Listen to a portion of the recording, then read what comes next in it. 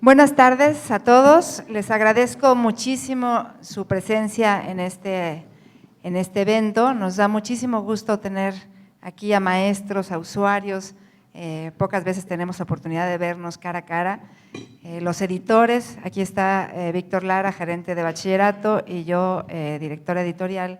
Pues nos da mucho placer tenerlos ustedes, maestros, y poderlos reunir cara a cara con nuestros autores de la nueva serie Pensamiento en Acción que estamos sacando este año, ya elaborados con los programas. Tenemos poco tiempo y yo creo que para todos, lo importante va a ser escuchar a los autores y escuchar sus dudas y preguntas. Entonces, en estos actos protocolarios siempre se pierde mucho tiempo diciendo la biodata de cada autor.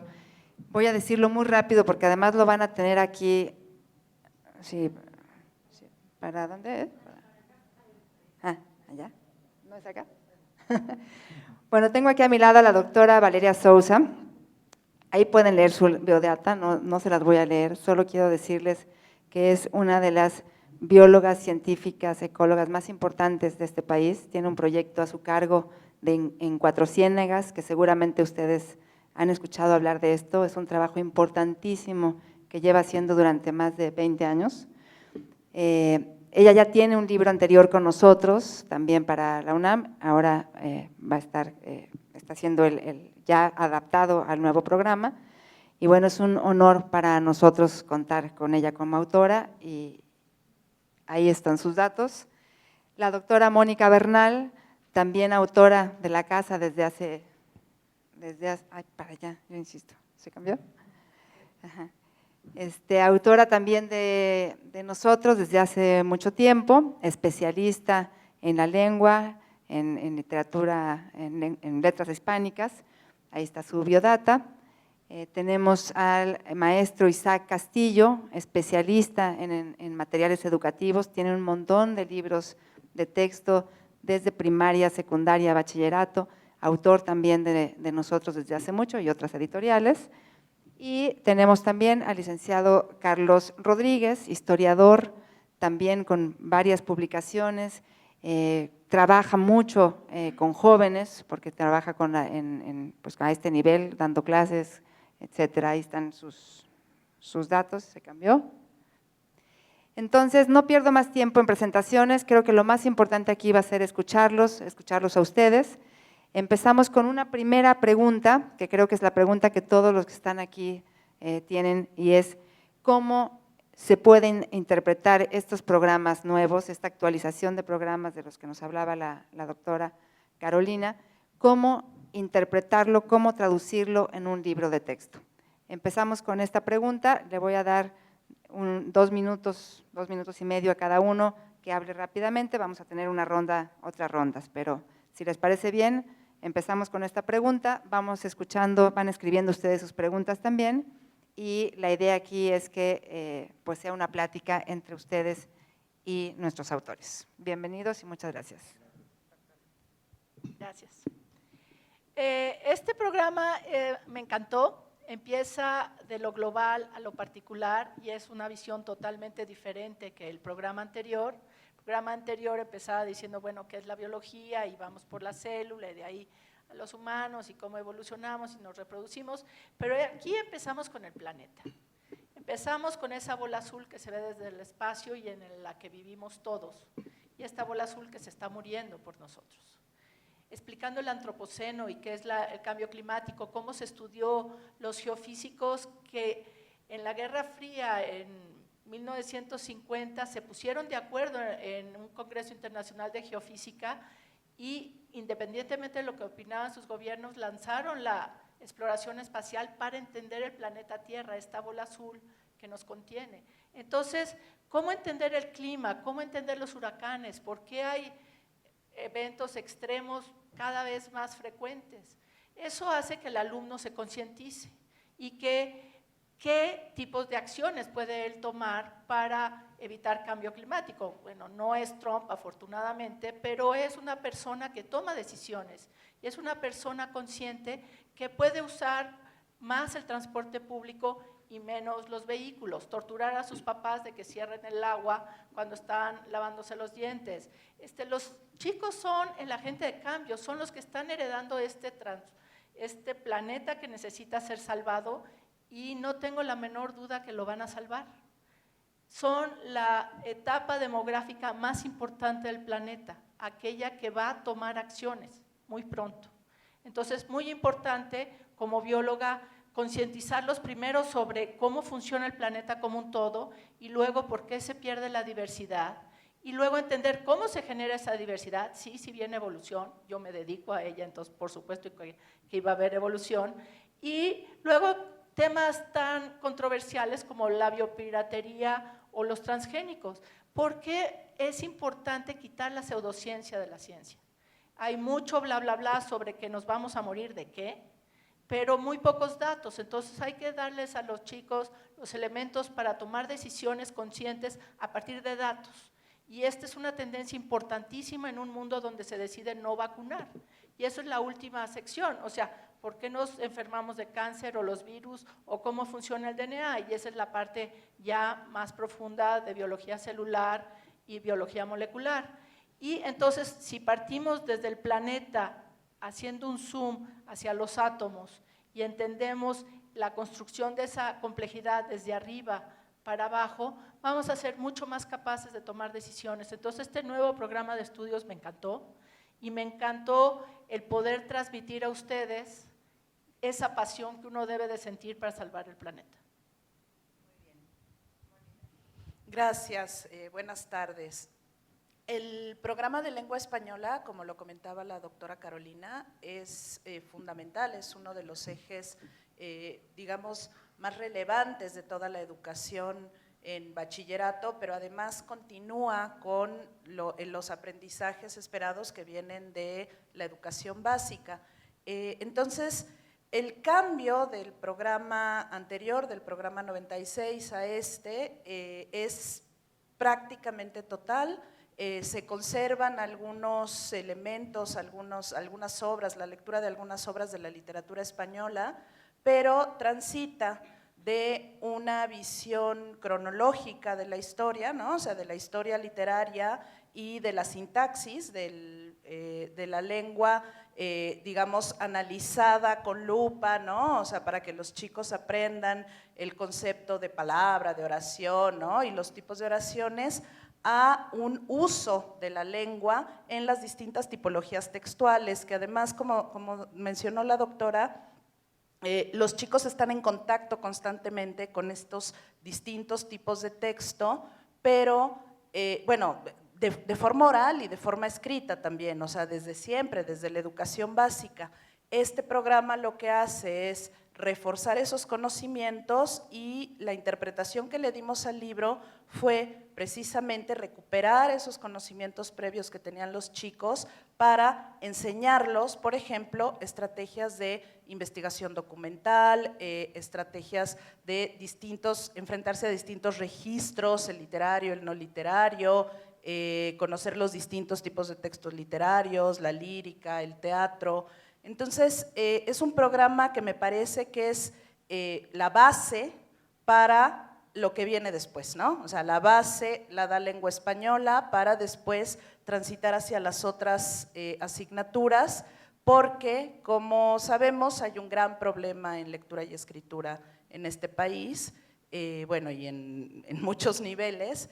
Me parece que es un esfuerzo que ya se había tardado la UNAM en acomodar este plan de estudios a los enfoques educativos actuales, ¿no? Entonces, bueno, para empezar solo diré eso. Ok, es el reto. Bien, en el programa de literatura universal, a diferencia del de lengua española, que sí tiene este enfoque en una parte gramatical y otra de literatura, está totalmente vertido sobre la parte de literatura, que es una cosa que permanece sin novedad, digamos, y también permanece sin cambio los aspectos generales de por qué enseñamos literatura, ¿no? La finalidad que tiene que ver justo con una formación académica, con generar un pensamiento crítico, a enseñarles a analizar, también influir en la parte de valores, ¿no? Entonces, en primer lugar, también es interesante rescatar cuáles son las constantes dentro de los dos programas y después justamente fue interesante conceptualizar cuáles son los cambios sustanciales, ¿no? Entonces, en ello justo destaca que otra vez no hay un interés por periodizar como microsegmentadamente como lo estábamos haciendo en el programa anterior, sino justamente se parte de los géneros para ir problematizando mucho más la lectura a partir del contraste, ¿no? entre distintas expresiones, ¿no? Entonces, si antes justamente teníamos una periodización bastante, podríamos decir, incluso eurocéntrica, ¿no? Basada en estas ideas de antigüedad, Edad Media, Renacimiento, ahora tenemos una división por géneros que obliga a otro tipo de aprendizaje en el aula, ¿no? Entonces, esto nos da dos sentidos. Por un lado, se convierte en un aprendizaje también un poco basado en problemas, porque los textos dejan de ser algo predeterminado por el contexto, como lo veníamos periodizando antes, o por el género, sino que justamente los ponemos a trabajar comparativamente y los textos se hacen un problema de categorización y de análisis, y justamente de este problema que surge en el aula, nacen como una necesidad toda la parte metodológica, ¿no? Ya la parte de metodología no está como dada desde algo que existe y se aplica, sino justamente como la respuesta a un problema para enunciar todos estos fenómenos que observamos al leer, ¿no? Entonces, ese es un cambio sustancial. Por otro lado, hay también una separación de distintos procesos que analizábamos, o que no analizábamos más bien, que los dábamos de forma mezclada un poco en el programa anterior, que tiene que ver justamente con que la lectura no se distinguía de la parte de análisis estrictamente, ni de la parte de investigación, ni de la parte de crítica, y también la cuestión de producción, aunque sí estaba vehiculada hacia textos de análisis académico, no contemplaba la parte de escritura creativa, ¿no? Que es también otro de los cambios fundamentales. Y creo que ahí es una cosa que enriquece muchísimo el trabajo en el aula, porque justamente al ellos empezar a desarrollar algunos tipos textuales dentro del aula, también tienen un conocimiento diferente y problematizan de otra forma cómo están construidos los textos literarios, ¿no?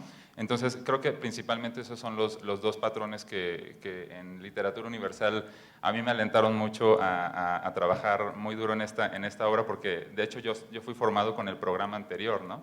Entonces sí ya era un cambio debido y creo que se está dando en el mejor de los sentidos que podría ser. En el caso de historia, se ha recuperado el sentido y el significado del programa en varios aspectos. Por uno sería contribuir a esta formación integral del estudiante desde la historia, a través del conocimiento de los procesos históricos que han formado el Estado Nacional. O sea, es a partir de una visión general de la formación del Estado Nacional, en donde se abordan esta problemática desde el ámbito político, económico, cultural y social. Consideramos que esos que son los ejes del programa se recuperan también, pero en el caso de Historia de México, por ejemplo, en 3 unidades, en donde la organización cronológica parte primero, por ejemplo, desde la colonia hasta lo que sería el fin de este conflicto entre liberales y conservadores, y de ahí se parte a la segunda unidad y después a la tercera. Después daré más detalles en cuanto a la organización cronológica. Ahora, cada unidad se abordan los diferentes ámbitos, desde el económico, el social, el político y el cultural. De tal manera que el profesor, en un momento dado, puede optar por esta organización del estudio o ir de manera transversal a través de las unidades, viendo cada ámbito cómo se va desarrollando. Entonces, consideramos que esta parte, digamos, un tanto flexible para el profesor, si tiene algunos problemas en un momento dado para retomar el programa tal y como viene, lo puede tomar de manera cronológica, sin que se tenga que centrar, digamos, en un rigor de fechas, de héroes, qué sé yo.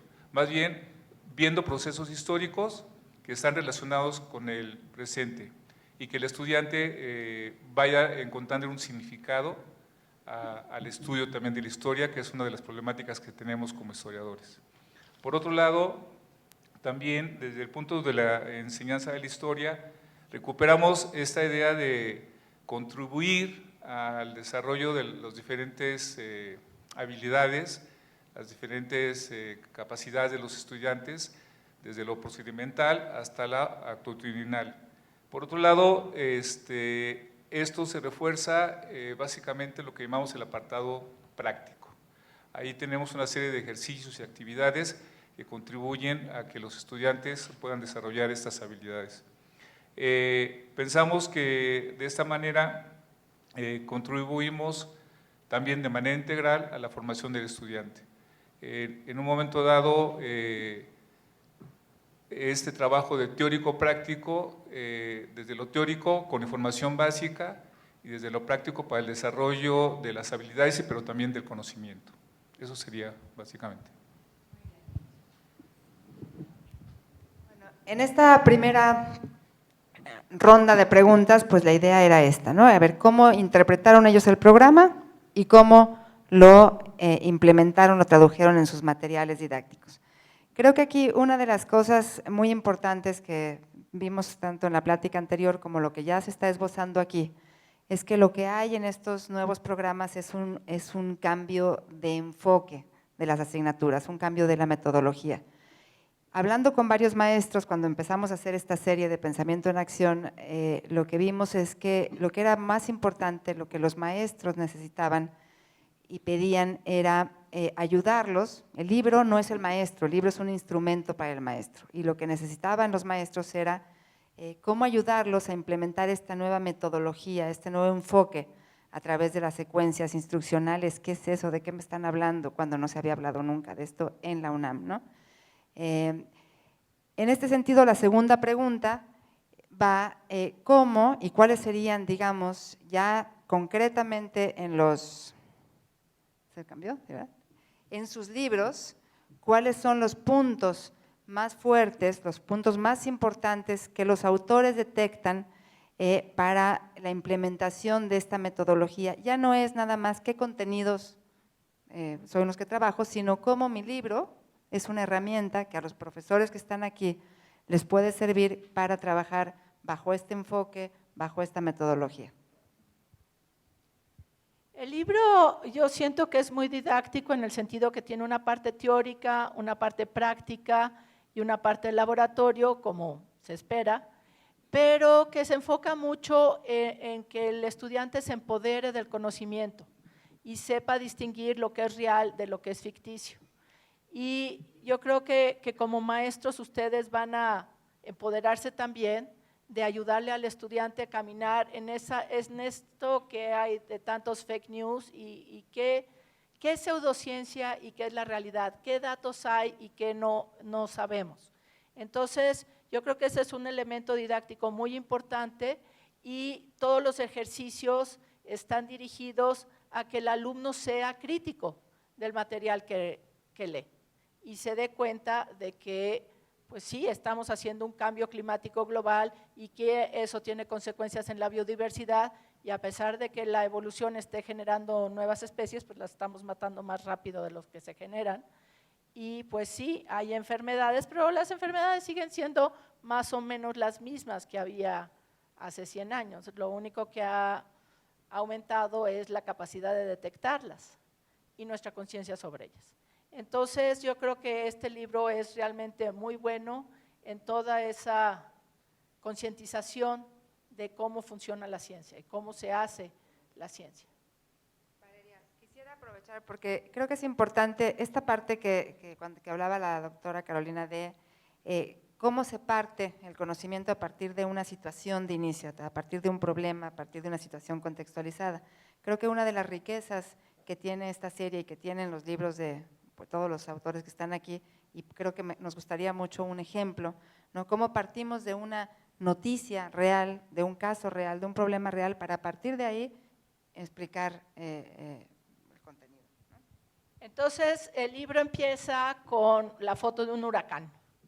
El huracán que destruyó Florida y parte de Texas, Y pues sí, ves la foto y es un animalón, ¿no? Ocupa 1/3 del planeta.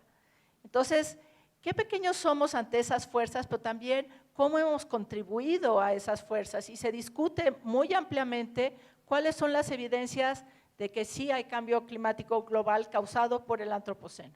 No es causado por los volcanes, no es que existan manchas solares que están más intensas ahora que antier, sí se están muriendo los corales. Entonces, partes de una imagen muy poderosa, que es este huracán gigantesco, y de ahí vas desmenuzando cuáles son las consecuencias y luego vas entendiendo cómo funcionan los ecosistemas, cómo estamos matando el mar echándole fertilizantes, cómo estamos transformando todo el planeta con nuestras acciones y qué hacer para evitarlo, ¿no? Y en cuanto a diversidad, pues empieza con la pérdida de la diversidad y cómo los ecosistemas están sufriendo por la tala de los bosques, la contaminación de sus ríos, la muerte de las zonas mínimas de oxígeno y qué hacer al respecto. Y yo creo que esa es la clave, qué hacer al respecto. Bueno, el libro de lengua española es una propuesta. La flexibilidad curricular que está en el programa se refleja en esta propuesta de trabajo con el alumno y es una propuesta, como ya lo decía la doctora Carolina, siguiendo el espíritu del programa, centrada en el alumno. En ese sentido nos importó mucho trabajar con el desarrollo de las competencias comunicativas, de las 5 competencias, el programa solo habla de 4, pero a nosotros nos parece que hay una que es central, que es la competencia de la comprensión, entender, además de hablar, escuchar, leer y escribir.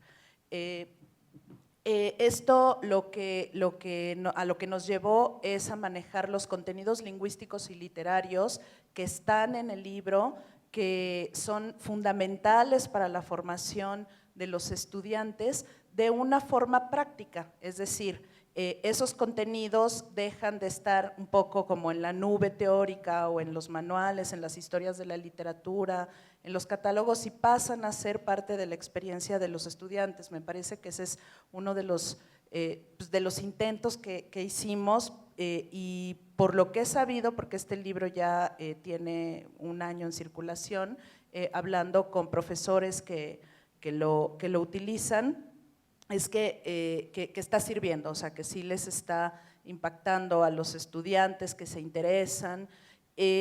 Sobre las situaciones, por ejemplo, de inicio, hay una unidad, la de la monografía, que finaliza con el tema de la mesa redonda. Entonces, es una unidad, ¿no?, en la que los estudiantes aprenden a investigar sobre un tema, a profundizar sobre un tema, pero terminan desarrollando la habilidad del habla, ¿no?, del habla en público y de la exposición de esa investigación que desarrollaron durante todo ese bloque en una actividad de participación social, ¿no?, en una actividad colectiva.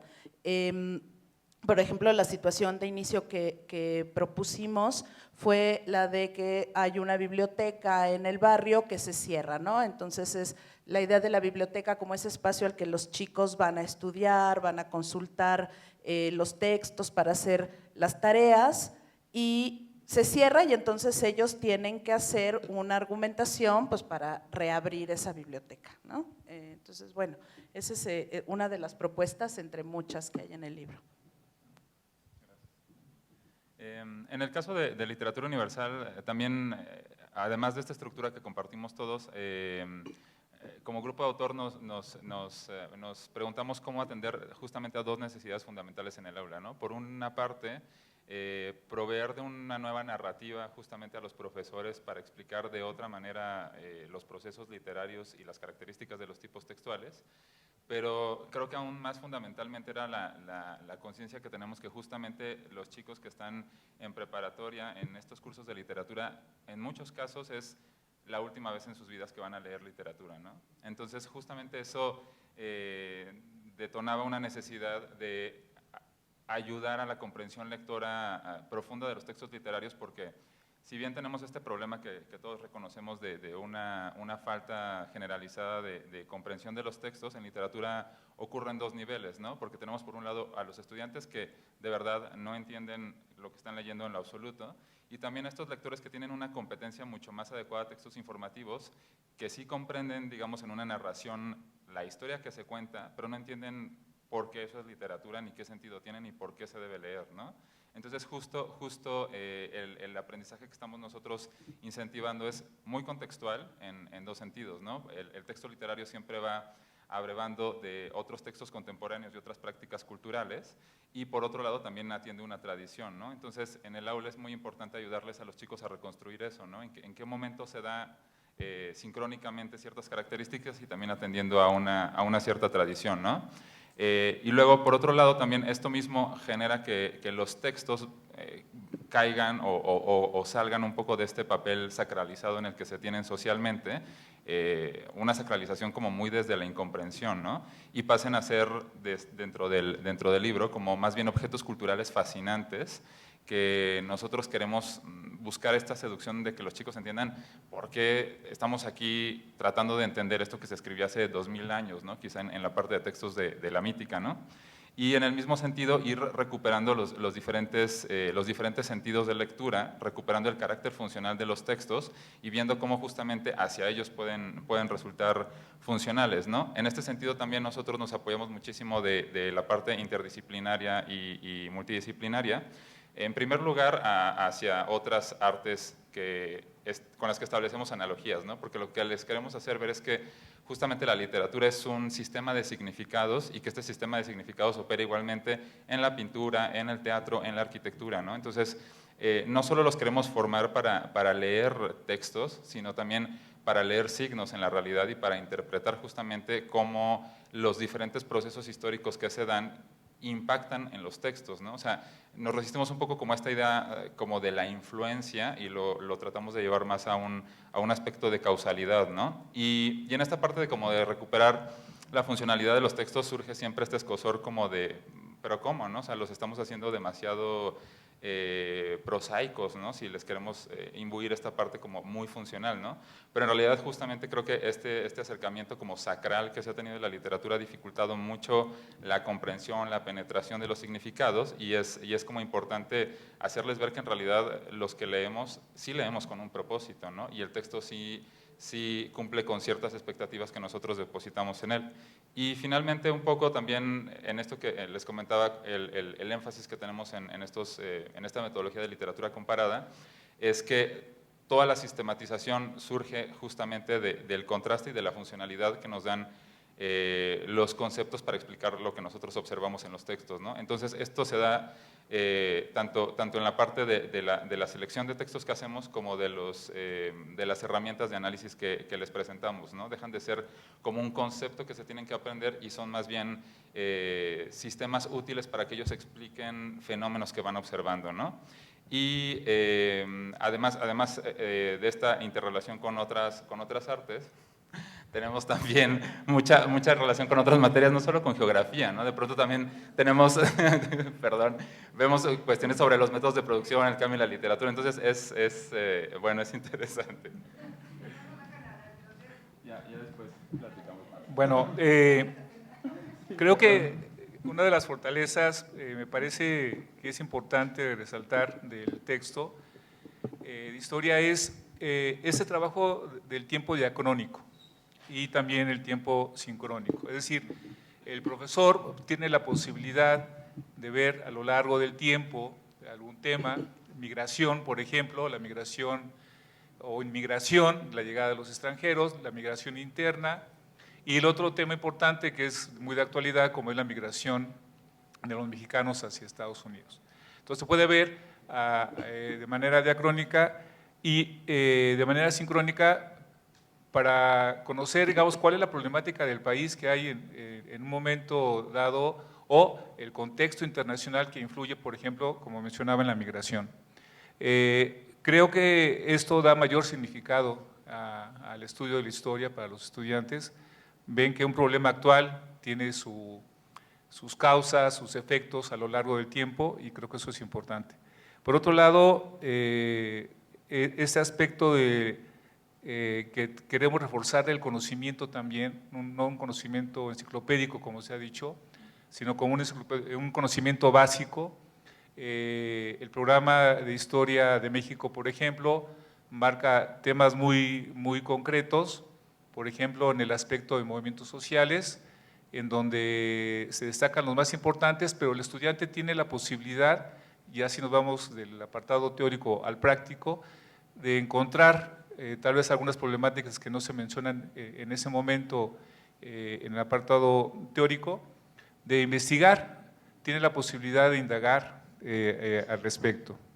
Creemos que el apartado teórico contribuye de manera importante a un conocimiento básico de los procesos, ya sean sociales, económicos o políticos, por ejemplo, la formación del Estado Nacional desde el punto de vista político, las diferentes disputas que hay en el siglo XIX, por ejemplo, para la formación del Estado hasta llegar al porfiriato, cómo se transita del porfiriato a la Revolución Mexicana y de ahí a un nacionalismo revolucionario y la formación de este Estado corporativo, este Estado fundamentado también en el partido único, que después se va a ir, digamos, cambiando, se va quebrando hacia el final del siglo XX, y cómo ya se llega al siglo XXI con una transición política.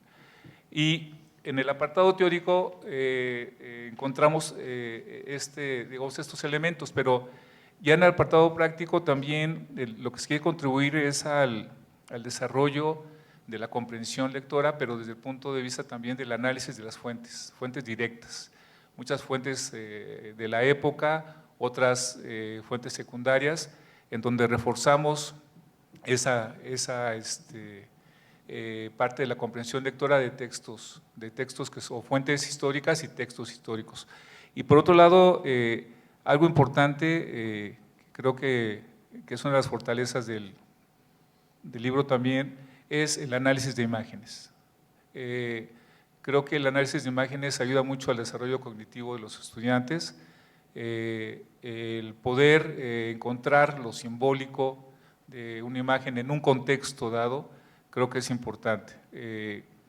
Y por otro lado, el desarrollo de ciertas habilidades también de escritura, porque, como se dijo hace un momento también, bueno, en la conferencia que nos dieron, es importante desde la historia reforzar también la escritura de los estudiantes.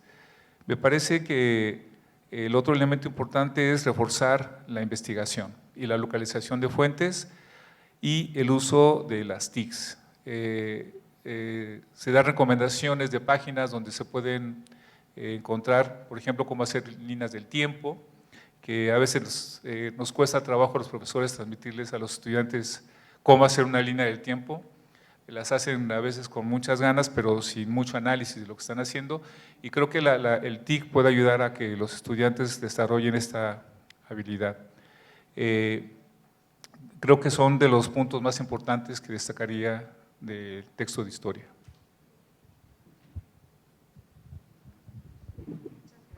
¿Cómo andamos de tiempo y de preguntas? Porque a lo mejor damos oportunidad también a escuchar a los maestros. Tenemos una tercera pregunta de ronda, pero yo creo que esta tercera pregunta sería más de cierre, ¿no? Y creo que sería mucho más enriquecedor escuchar dudas de ustedes. ¿Sí? ¿Y ya tenemos preguntas o no?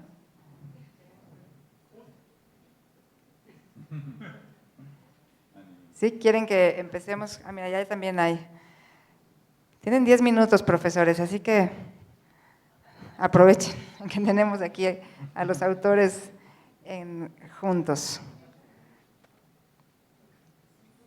Profesora de Lengua Española, ¿qué opina sobre la implementación de textos modernos que albergan el conocimiento cultural y literario de los textos españoles canónicos en las clases actuales, dado que despiertan mayor interés?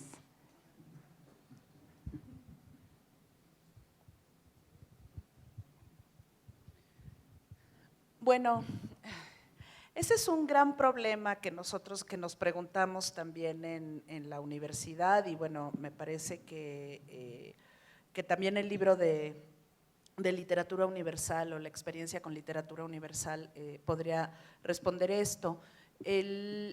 Estamos en lengua española, me parece que el programa no quiso, digamos, quitar a los clásicos de la lengua española, ¿no? El programa anterior era un programa centrado sobre todo en la historia de la literatura española, del Renacimiento a la época moderna, y en este nuevo programa se conservan algunos de los textos de la literatura española, pero se contextualizan. La pregunta es una pregunta incluso de teoría literaria, ¿no? O sea, ¿qué hacer con los clásicos? Ítalo Calvino decía que un clásico es un libro que siempre va a tener lectores, ¿no? Un libro que siempre va a decir cosas. Entonces, a mí me parece muy importante, a mí personalmente, acercar a los más jóvenes a este acervo cultural. Ciertamente, a veces existe en algunos lectores distancia con la lengua, ¿no? O sea, distancia con la forma como se escribía en el siglo XVII o en el siglo XIX. Parte, me parece, del trabajo del libro es contextualizar estos textos, enviar a los estudiantes a hacer una investigación sobre el vocabulario, sobre las estructuras y reactualizar las ideas que están en los textos. Entonces, bueno, yo creo que en el libro hay una buena combinación de textos de autores contemporáneos con textos de autores clásicos. Me parece que es importante mediar, por ejemplo, en la primera unidad, que es sobre el texto narrativo, en narrativo literario y no literario, incluimos algunas noticias, algunas reseñas, algunos textos, por ejemplo, de un autor como Javier Marías, ¿no? Que es un autor español contemporáneo, pero también algunos textos clásicos que están en el programa de estudios, ¿no? Como textos de fragmentos de textos de Emilia Pardo Bazán y de autoras del siglo XIX. Entonces, me parece que es importante que haya un equilibrio entre la lectura de los clásicos y la lectura de los contemporáneos. Voy a ir pasando para que les toque a todos, ¿no? Al profesor de literatura, ¿cómo eligió los textos y qué herramientas de análisis incluye su libro?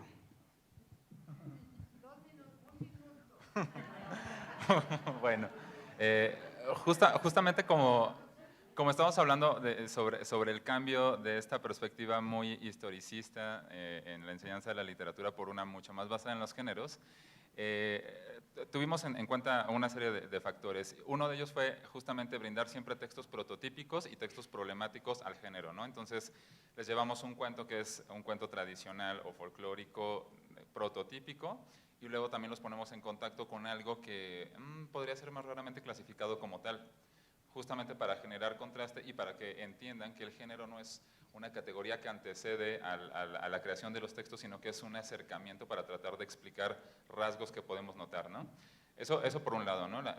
Y esto vale para poesía, para épica, para narrativa.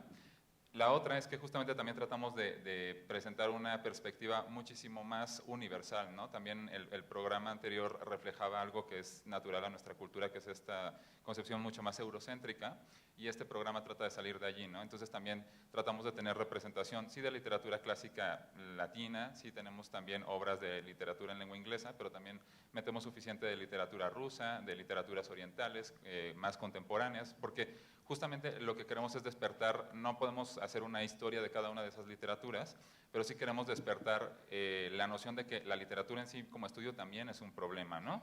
Y finalmente, en la selección de textos también lo que nos propusimos ahí es que los fragmentos que vamos a incluir tengan una guía de análisis, ya sea en las actividades o en la parte teórica, súper fina, para que en realidad sean ejemplos ejemplares, porque algo que pasa frecuentemente en las clases de literatura es que damos como textos de una cierta longitud, les pedimos revisar ciertas características que están para los alumnos como flotando, pero en realidad pocas veces tenemos la oportunidad de desarmar un párrafo a la vista de ellos, ¿no? Hacer como una especie de disección en vivo.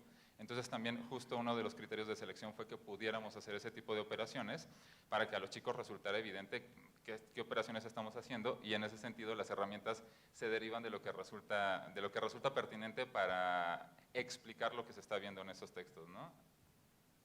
Bueno, ya no puedo decir más, está bien. Ok, historia. Voy a dejar el último, Valeria.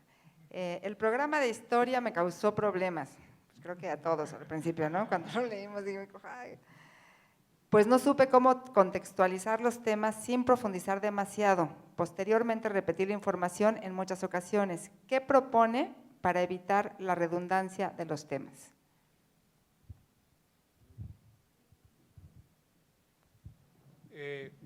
Espero interpretar bien la duda con un ejemplo. Queremos ver qué está pasando en el Porfiriato en cuanto al aspecto político, social, económico y cultural, ¿sí? Lo podemos hacer de tal manera que, de acuerdo a nuestro interés, partimos tal vez de lo cultural, hablando de algunas manifestaciones como la pintura, por ejemplo, de Hernán, y cómo se está tratando de rescatar, por ejemplo, lo que es el autóctono, y entonces ver por qué se quiere rescatar, o sea, quién lo quiere rescatar, desde dónde se quiere rescatar. Y creo que ahí el Estado nacional, en este caso bajo un gobierno que consideramos autoritario como el de Porfirio Díaz, está impulsando la posibilidad de formar una identidad nacional a partir también de rasgos culturales, pero a la vez con una política discriminatoria hacia los indígenas, por ejemplo. Entonces, yo puedo tratar un problema de manera que considere necesaria desde mi formación, desde mis intereses, y puedo ir también a analizar el contexto en que se está dando esta problemática a partir de tal vez que no solo se quiere rescatar una cultura nacional o formar una cultura nacional desde la perspectiva histórica, sino también formar una cultura que rescate los valores europeos como el francés, por ejemplo. ¿Y por qué? ¿Por qué se rescata esto? ¿Cuál es el propósito del gobierno? Pues quiere, por un lado, modernizar el país en varios aspectos, ¿no? Entre ellos el cultural, pero también el económico. A la vez, puedo retomar el aspecto político desde la falta de una democracia, porque bajo un gobierno autoritario no hay democracia. Hay una simulación de democracia con las elecciones, pero sabemos que no hay tal, ¿no?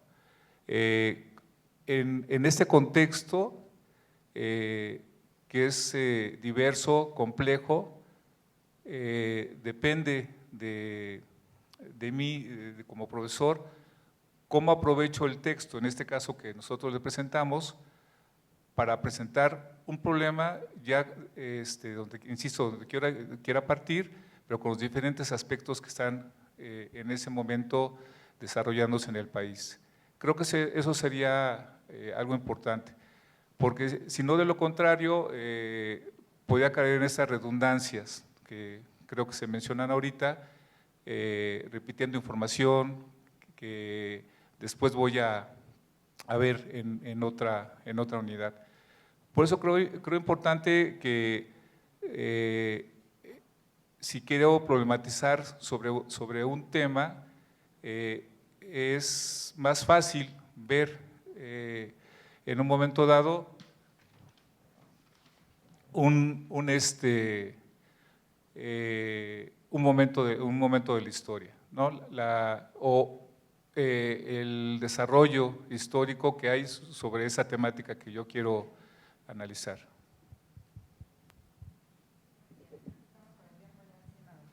Sí.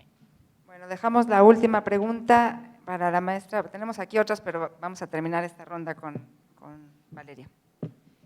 Me preguntan qué tan necesario es enseñar el método científico sobre los contenidos conceptuales. Yo creo que el método científico nacemos con él. O sea, un niño de 3 años se hace preguntas y las resuelve con hipótesis a partir de observaciones. Entonces, yo creo que la ciencia del siglo XIX y principios del XX ponía mucho énfasis porque no entendía que ese es nuestro proceso de pensamiento. Entonces, al escribir este libro, constantemente nos estamos haciendo preguntas y viendo qué elementos te hacen y te permiten responder esas preguntas de manera natural. Y eso va a la última pregunta, que ¿cómo le podemos ayudar a los maestros a enseñar? Y es siendo científicos, haciéndonos preguntas y buscando las últimas noticias de eventos catastróficos o pérdida de la diversidad o la enfermedad, o sea que ahorita hay una epidemia de paperas y sarampión cuando no debería de haber. Entonces, hacer que constantemente se pregunten ustedes y los alumnos por qué, cómo y por qué. Y esa es una manera de vivir. Y aquí es muy importante que este libro de biología es la última vez que van a ver biología la mayor parte de los estudiantes. Y yo quiero que salven el mundo, es decir, que salven la biología, salven la vida. Entonces va a ser importantísimo que ustedes estén motivados a enseñarlos a preguntarse constantemente el por qué, cómo y para qué, de manera lógica y a partir de los datos. Y sí, nos encantaría tener un libro de biología 5 que es para el área 2, pero eventualmente Macmillan aceptará tal reto. Ya, contratada, desde ahorita, ¿no? Bueno, tenemos poco tiempo, resumo. Tomamos aquí un comentario muy importante, me gustó muchísimo el libro de lengua española, lo encuentro muy completo, bien logrado, pero ubica un error en una figura retórica, lo voy a decir porque aquí no hay censura. Unidad 4, nos vamos a acercar con la maestra que puso el comentario o maestro para revisar esta información con mucho gusto. Muchas gracias por tanto trabajar, felicidades, muchas gracias. Bueno, ya me siento como en programa ¿no? Vamos a terminar. Esta era la última pregunta que teníamos nosotros, ¿qué recomendaciones didácticas? Creo que aquí ha habido ya algunas. Me pareció muy buena esta que mandó alguien que dice a todos, ¿cuál es el plus que tiene su libro por el que yo elija su material y no otro? Entonces, como en los debates presidenciales, cuando hacen su cierre, tienen 30 segundos cada uno, 40, 30, para convencer a los más. ¿Por qué van a elegir estos libros y no otros, habiendo tantos en el mercado? ¿No? Piensen su pregunta, 30 segundos, y con esto terminaríamos. Yo creo que este espíritu de querer salvar el mundo es muy importante y yo lo tengo realmente muy tomado en cuenta en mi vida personal, porque trato de salvar un ecosistema, y yo creo que eso se filtra en la manera en que uno escribe. Y yo creo que este libro es un libro revolucionario de alguna manera, porque nos invita a todos a hacer las acciones necesarias para transformar el futuro. Bravo.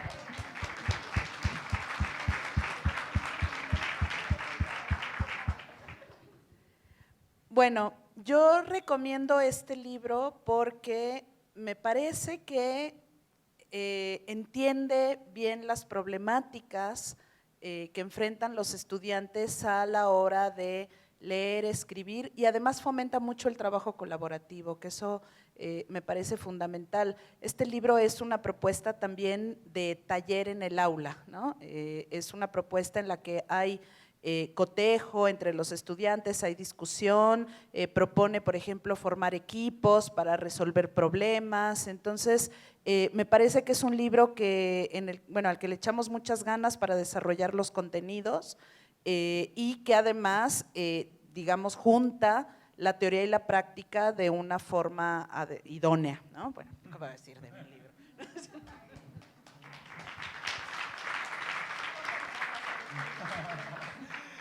Tomo aire.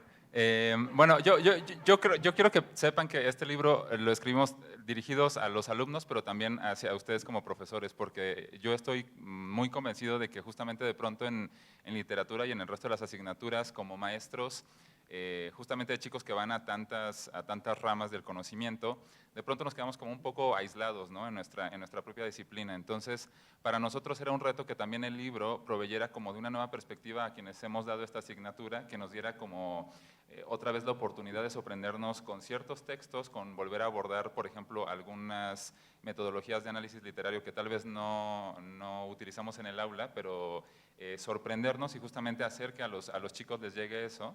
Esa es como la parte como inspiradora. Y luego ya en cuestiones muchísimo más prácticas que a todos nos preocupan siempre en la docencia, es que es un libro que mantiene pienso yo, un equilibrio lindo entre dos tensiones fundamentales, ¿no? Uno, ser flexible para que pueda ser realmente una herramienta de trabajo en el aula y no una restricción de cómo dar la clase. Pero por otro lado también un modelado súper detallado, nítido, claro, de cómo enseñar literatura de esta nueva forma, ¿no? Entonces, les mencionaba hace un rato los ejemplos tan precisos que tenemos de análisis de texto, pero también tenemos, por ejemplo, una integración de muchos de los ejes transversales que estamos viendo, ¿no? O sea, hasta incluso tenemos algunos apartados de lectura de textos en otras lenguas, y bueno, entonces, y también la última es que justamente cuando veía el cuadro del ciclo de aprendizaje que propone Peñalosa, pues el libro está construido así, ¿no? Nuestras situaciones de inicio parten siempre de un contexto extraliterario o periliterario o relacionado con otras artes, mucho más cercano a los chicos para problematizarles sobre cómo encontrar significado en ese. Nos desplazamos justamente a estas dos grandes secciones, el apartado teórico y por otro lado la cuestión de actividades, que justamente es lo que fomenta una mayor flexibilidad en el aula, donde podemos dar justamente la inducción y la activación, y por otro lado buscar que la teoría sea un modelo de explicación para los fenómenos que están observando. Y finalmente tenemos una parte de aplicación claramente orquestada en la parte de actividades, y en la situación final volvemos a sacarlos del contexto literario, los llevamos a otros sistemas semióticos y les hacemos ver que justamente las herramientas de análisis que han adquirido no solo son útiles para los textos que se vieron en específico, sino que además les abren la posibilidad de preguntarse sobre cómo funcionan otros sistemas semióticos allá afuera, ¿no? Entonces, yo creo que es algo que como profesor a mí me hubiera encantado tener, como alumno hubiera deseado estudiar con este libro, entonces conózcanlo y ya ustedes solos decidirán.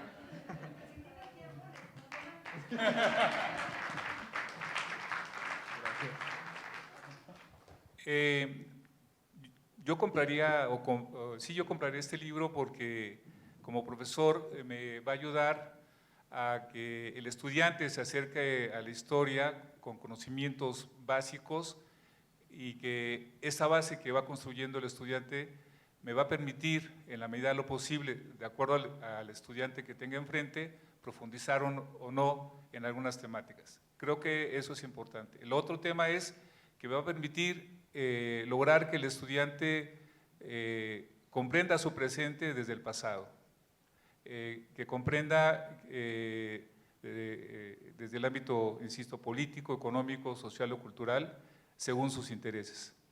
Y por otro lado, lo compraría porque me va a apoyar para desarrollar varios aspectos cognitivos del estudiante también. Por eso lo compraría. Esta idea de que se tiene de un apartado teórico y un apartado práctico me parece fundamental. Si nos vamos nada más al apartado teórico, se nos duermen los estudiantes. Si nos vamos al apartado práctico nada más, se aburren, ya no quieren trabajar. Entonces yo creo que este texto va a coadyuvar a comprender al estudiante, coadyuva más bien a que el estudiante comprenda cómo se ha formado lo que llamamos el Estado Nacional, cómo se ha transformado, no solo el gobierno, sino la sociedad también, que es algo importante. Y a mí lo que me gusta del texto es que el estudiante reflexiona sobre su identidad, reflexiona sobre su papel como ciudadano en un momento dado. Y creo que eso es importante desde la historia para contribuir a formar a los estudiantes, insisto, de manera integral.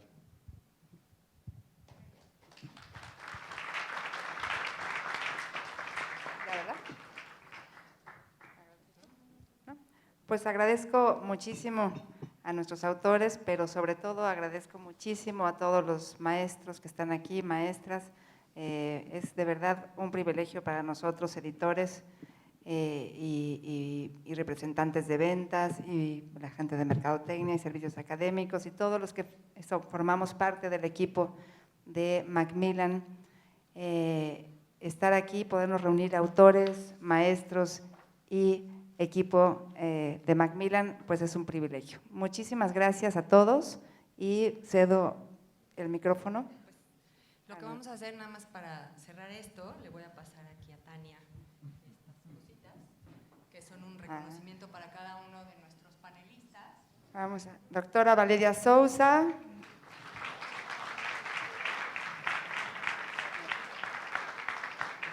Doctora Mónica Bernal.